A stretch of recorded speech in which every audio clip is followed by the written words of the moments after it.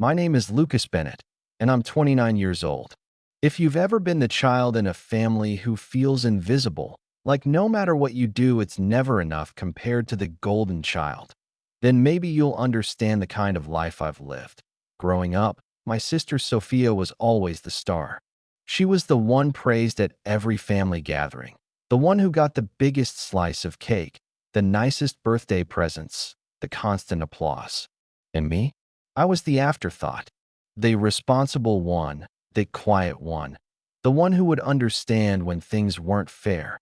For years, I told myself I didn't care. I told myself that being overlooked wasn't the end of the world, that maybe if I kept my head down, worked hard, and made my own life, it wouldn't matter. But deep down, I always felt it. That ache when my parents showed up at Sophia's award ceremonies with flowers and smiles, while I walked across my own graduation stage alone. That hollow feeling when they threw her a lavish 21st birthday party with a guest list longer than my arm, while mine was a dinner at home with a store-bought cake. And yet, no moment ever stung quite like my 29th birthday. I'd been quietly hopeful that this one might be different. Maybe it was foolish of me, but I thought, 29 is close to 30. A milestone. Maybe my parents would actually take the time to make me feel seen. Maybe they'd surprise me with a dinner, or at the very least, sit down with me at the family restaurant. But that morning, I got the call that changed everything. Lucas, my mother, Rebecca, said in her polished, cheerful voice, "I hope you're not upset, but your father and I are flying out with Sophia tomorrow. It's just a little getaway, some spa days and sunshine. She's been under so much stress lately, and she really deserves it." I remember staring at my phone in silence. "Tomorrow?" I asked slowly. "But tomorrow's my birthday." There was a pause, just a pause. And then she gave a little laugh, like it was the most trivial detail in the world. "Oh, sweetheart, we'll celebrate when we're back. Don't be so sensitive." That was it. That was my gift, being told not to be sensitive while they packed their bags for a trip with Sophia. I could feel my chest tighten, that familiar knot of being brushed aside. But this time, it felt sharper, heavier, like something broke inside me. I hung up without another word, and for a long time, I just sat in my apartment staring at the blank wall. When the actual day came, I didn't hear from them. Not a text, not a call. I scrolled through social media and saw pictures of my parents grinning in sunglasses, Sophia posing with champagne, hashtags about hashtag family trip and hashtag making memories. None of those memories included me. I bought myself a small cake from the grocery store, a simple chocolate one with no decorations. I lit a single candle, sat alone at my kitchen table, and sang myself a quiet, happy birthday. And as I blew out the candle, I didn't wish for them to notice me. I didn't wish for a different family. I wished for strength. Strength to finally stop waiting for their love. Strength to make sure I would never again be invisible. That night, I made a silent vow. This was the last birthday I would spend as the forgotten son. From there, life began to change in subtle but powerful ways. I stopped answering their calls as quickly. I started saying no when they asked for favors. I poured my energy into my work, into the projects and investments I had been slowly building for years. But beneath it all, something else was forming inside me. Something quiet, steady, and patient. Because one day, I knew I would take back the one thing they thought they could always hold over me. The one gift they could never replace. And that thought was enough to keep me going. When my parents returned from that trip, they expected things to go back to normal. Rebecca called me with her usual airy tone, filling the conversation with details about Sophia's spa treatments, the ocean view, the Michelin star dinners. She didn't even pause to ask how I spent my birthday. I didn't bother reminding her. Instead, I gave short replies, polite but detached. "That's nice," I'd say. "Glad you had a good time." It was the first time in my life I stopped chasing her approval. At first, she didn't notice. But when weeks passed and I didn't come over for Sunday dinners, the shift became obvious. "Lucas," my father, Thomas, said one evening on the phone, his voice careful, Your mother feels like you've been distant lately. She worries you're upset. I almost laughed. Upset? That word didn't even begin to cover it. But what was the point of explaining to a man who had spent decades silently nodding while my mother ignored me? I've just been busy, I replied flatly. Work's demanding right now. And it was true. I was throwing myself into my job, taking on new projects, staying late at the office. But more importantly, I was channeling my energy into something bigger: investments, side ventures, and plans I kept entirely to myself. For once, I wasn't going to hand over my time, my money, or my heart just to be tossed aside again. The dinners I did attend became unbearable. Sophia always dominated the table with stories about her promotions, her vacations, the expensive gifts she received from friends and boyfriends. My parents soaked it all up, nodding proudly, smiling like they were sitting with royalty. And me? I was the ghost in the corner.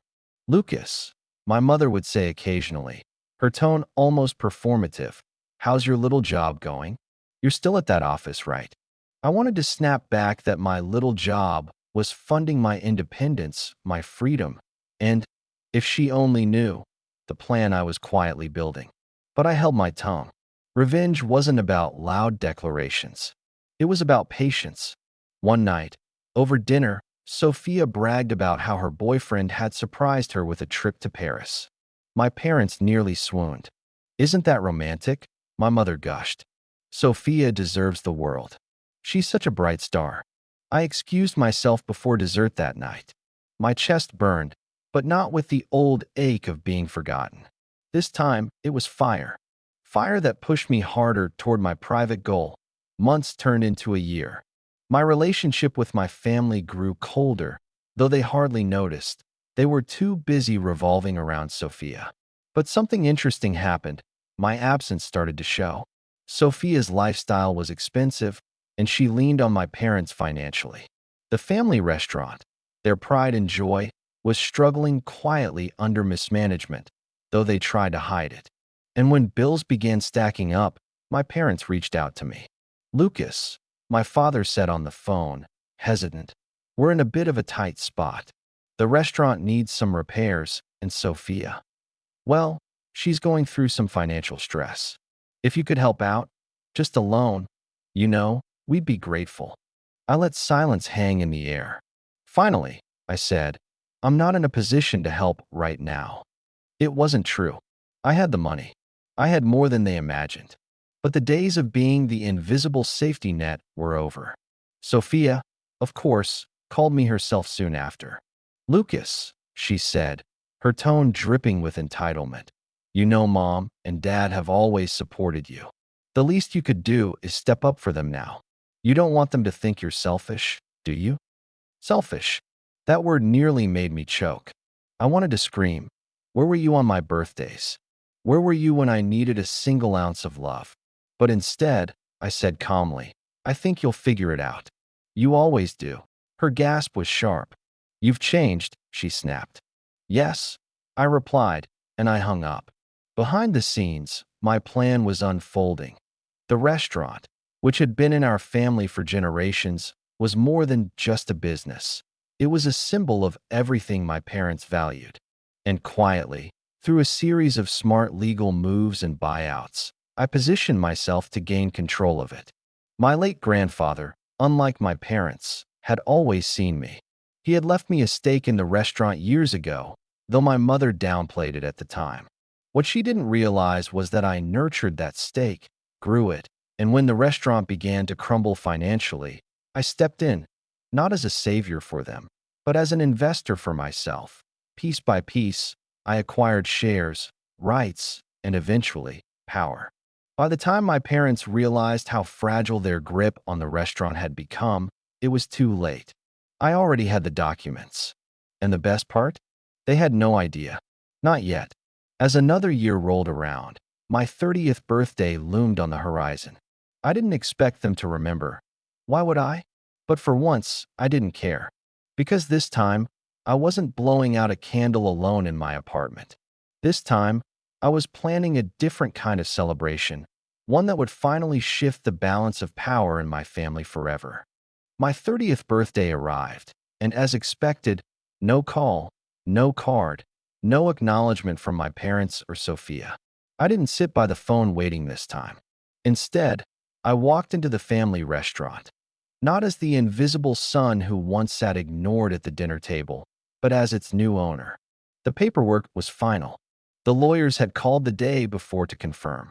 Through buyouts, clever investments, and the shares my grandfather had left me, I now held controlling ownership of the restaurant. My parents were still listed as managers, but the business no longer belonged to them. It belonged to me. When I stepped inside, my mother, Eleanor, looked up from the register.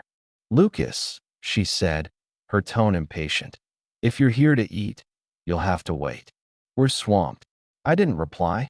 I simply handed her an envelope, the official notice that the restaurant was under new management. Her smile faltered. "What's this?" My father appeared from the back, wiping his hands. He opened the envelope, his face draining of color as he scanned the words. This isn't possible." "It's not only possible," I said evenly. "It's done. As of today, the restaurant is mine." My mother's voice rose, sharp with disbelief. "Yours? Don't be ridiculous. This is our family's legacy." "Yes," I replied, my gaze steady, "and it always was. Grandpa made sure of that. You just never cared to notice." The news spread quickly through the family. By the time dinner rolled around, Sophia stormed into the restaurant, her heels clattering against the floor like gunshots. "This is insane," she shouted. "Mom, Dad, tell me this is some kind of mistake. Lucas can't just take what's ours." I met her glare with calm. "It was never yours, Sophia. You were too busy chasing luxury to see the cracks forming. While you were in Paris, while you were flashing Rolexes and spa trips, I was building something real. And now, this business is mine."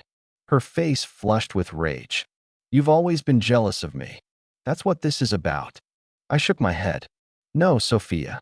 I stopped being jealous the moment I realized I didn't need your approval, or theirs. I don't want your vacations, your gifts, or your spotlight. I want respect. And now, whether you like it or not, you'll have to give it." The weeks that followed were a slow unraveling for my family. My parents, stripped of control, found themselves answering to me. For the first time in their lives, they were forced to acknowledge the son they'd overlooked. Sophia, who had always leaned on them for money, discovered that the new financial gatekeeper wasn't so eager to fund her Paris trips anymore. When she asked, demanded, really, for me to help her out, I simply said, "I think you'll figure it out. You always do." The same words I'd used before, but now they landed with finality. One night, as I locked up the restaurant, my father lingered by the door. He looked older, smaller somehow. "Lucas," he said quietly, "we may not have treated you fairly. Your mother, she always doted on Sophia. But I want you to know, I'm proud of what you've built." For a moment, I almost softened. Almost. But then I remembered every birthday candle I blew out alone, every gift forgotten, every time I was invisible at their table. I nodded politely, but I didn't offer forgiveness. Not yet. Because revenge wasn't about destruction. It wasn't about screaming or fighting. It was about taking the one thing they never thought I could. And I had. On the birthday they forgot yet again, I gave myself the one gift they couldn't replace: power. And from that day on, they finally saw me.